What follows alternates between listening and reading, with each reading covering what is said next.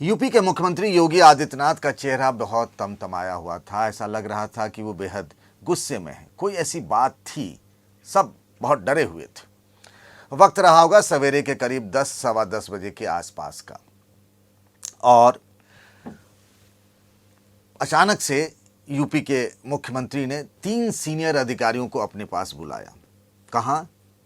5 कालिदास मार्ग। ये वो जगह है जहां यूपी के चीफ मिनिस्टर का सरकारी घर है, सरकारी आवास है। यूपी के chief secretary Manoj Singh, DGP Prashant Kumar और एक और सीनियर अधिकारी वहां पहुंचते हैं।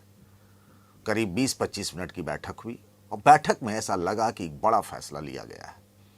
जब अधिकारी वहां से निकले, उसके बाद अचानक कुछ काम होने लगा। पता चला कि दिल्ली तक बात पहुंच चुकी थी। दिल्ली से मैसेज मिलने के बाद यूपी के मुख्यमंत्री योगी आदित्यनाथ ने अपने सीनियर अधिकारियों को बुलाया था। उसके कुछ ही घंटों बाद एक एफआईआर लिखी जाती है लखनऊ में, और एक सीनियर आईएएस अधिकारी के खिलाफ भ्रष्टाचार के मामले में एक बड़ा एक्शन होता है। थोड़ी देर बाद तमाम न्यूज चैनलों पर यह खबर चलने लगी। जिनके खिलाफ एक्शन हुआ, यानी अभिषेक प्रकाश, वो खुद उस वक्त लोक भवन में बैठे थे और उनके सामने यूपी सरकार के एक ताकतवर आईएएस अधिकारी बैठे थे। संयोग देखिए, दोनों को कुछ पता नहीं था। जिनके खिलाफ एक्शन हुआ और जो उनके सामने अधिकारी बैठे थे, अचानक दोनों पीछे, एक के तो सामने टीवी लगा हुआ था और अभिषेक प्रकाश पीछे मुड़कर देखने लगे और पता चला कि उनको सस्पेंड कर दिया गया। उन्हें इस बात की जानकारी ही नहीं थी। नमस्कार, मैं हूं पंकज झा और आप देख रहे हैं पार्टी पॉलिटिक्स। आज की तारीख में पक्ष और विपक्ष दोनों ही तरफ, सत्ता के गलियारों से लेकर राजनीतिक गलियारों में, हर तरफ इसी बात की चर्चा है कि आखिरकार अभिषेक प्रकाश, जो 2006 बैच के आईएएस अधिकारी हैं, मूलतः बिहार के रहने वाले हैं और लखनऊ में डीएम रहे, अभी इन्वेस्ट यूपी के सीईओ हैं, उनके खिलाफ इतनी जल्द क्या कार्रवाई होगी? उनको क्यों सस्पेंड कर दिया गया? उनके साथ रहने वाले एक जैन साहब जो हैं, जिनको एजेंट कहा जा रहा है, उनके खिलाफ मुकदमा भी हो गया, उनकी गिरफ्तारी भी हो गई। आखिर ये सब क्यों और कैसे हुआ? कहा जा रहा है कि मसला एक सोलर प्लांट लगाने का था।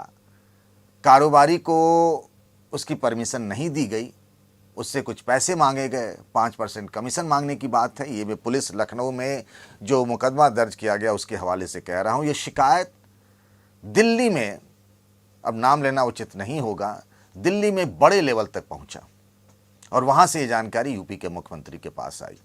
बताने वाले तो ये भी बताते हैं कि 3 दिनों पहले यूपी के मुख्यमंत्री के सामने अभिषेक प्रकाश एक बैठक में थे, लेकिन वहां तनिक भी इस बात की जानकारी दोनों के पास नहीं थी कि क्या हुआ है। उन्होंने अपने विभाग की रिपोर्ट भी भेजी, बताई मुख्यमंत्री को। मुख्यमंत्री खुश भी नजर आ रहे थे, लेकिन अचानक क्या हो गया? और अब ये कहा जा रहा है कि योगी आदित्यनाथ की सरकार में ही जो एक आरोप लगता रहा है, आज भी अखिलेश यादव ने सोशल मीडिया में पोस्ट किया है इस घटना को बताते हुए। उनका कहने का मतलब तो ये भी है कि भाई एक ही नहीं, ये जो मामला आया है आईएएस अधिकारी का, वो बंदर बांट का मसला है और इसमें तो कई सारे आईएएस अधिकारी भ्रष्टाचार में डूबे हुए हैं। उन्होंने किसी एक का जिक्र भी किया है, कोई 50 करोड़ रुपये वापस कर देने का, मिल जाने का। कौन से हैं वो किसी को पता नहीं है, लेकिन अखिलेश यादव को एक मौका मिल गया ये बताने का कि यूपी की योगी सरकार के अंदर में अधिकारी कैसे भ्रष्टाचार कर रहे हैं।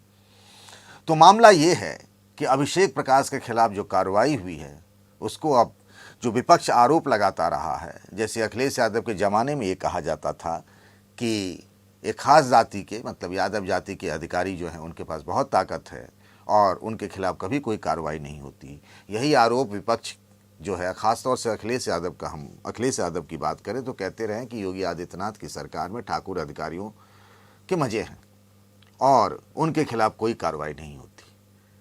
लेकिन एक बड़ा एक्शन हुआ है। अभिषेक प्रकाश भी ठाकुर बिरादरी के हैं, जैसा मैंने कहा, मूलतः बिहार के रहने वाले हैं। लखनऊ में डीएम रहे, लखीमपुर में डीएम रहे, बरेली में डीएम रहे। तो अब ये कहा जा रहा है सरकार के तो नहीं, बीजेपी के तरफ से, कि जो लोग आरोप लगाते थे, देखिए ठाकुर अधिकारी हैं 2006 बैच के, और उनके खिलाफ तो निलंबन की कार्रवाई हो गई। आम तौर पर यूपी में देखें तो पुलिस अधिकारियों के सस्पेंड होने की बहुत सारे एग्जाम्पल हैं, लेकिन एक आईएएस अधिकारी को सस्पेंड किए जाने की जानकारी बहुत कम होती है, बहुत कम ऐसे मौके आए। ट्रांसफ़र तो हो जाते हैं, उनके खिलाफ मुख्यमंत्री कड़ी बात भी कहते हैं, लेकिन उनके खिलाफ सस्पेंशन की कार्रवाई कम होती है। लेकिन अभिषेक प्रकाश पर कार्रवाई हो गई। वो कोरोना काल में लखनऊ के डीएम थे। और ये कहा जा रहा है कि आखिर ये सब कैसे पता चला। इसकी जांच, जैसा मैंने कहा कि मुख्यमंत्री ने बुलाया चीफ सेक्रेटरी को और डीजीपी को, और कानों कान किसी को भनक नहीं लगने दी गई।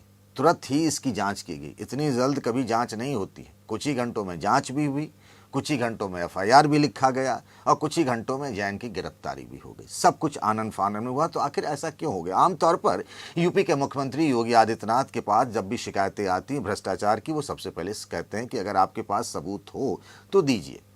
याद करिए, आपको हमने ही वो बात बताई थी कि लोकसभा चुनाव में जब बीजेपी का प्रदर्शन खराब रहा था तो उन्होंने क्षेत्रवार कमिश्नरी वाज, कभी मुरादाबाद, कभी लखनऊ, वाराणसी, उस इलाके के सभी एमएलए, एमपी, मंत्री, एमएलसी, यहाँ तक कि कई मौक़ों पर तो उन्होंने ज़िला पंचायत अध्यक्षों और मेयरों को भी बारी बारी से बैठक में बुलाया। उन बैठकों में भी कई बार विधायकों ने, मंत्रियों ने, सांसदों ने अपने अपने इलाके में तैनात आईएएस, आईपीएस और दूसरी तरह के अधिकारियों के खिलाफ कई शिकायतें की, पर कार्रवाई नहीं हुई। क्योंकि हर बार ये कहा गया मुख्यमंत्री की तरफ से कि आप अगर शिकायत करते हैं तो लाइए सबूत और हम तुरंत कार्रवाई करेंगे।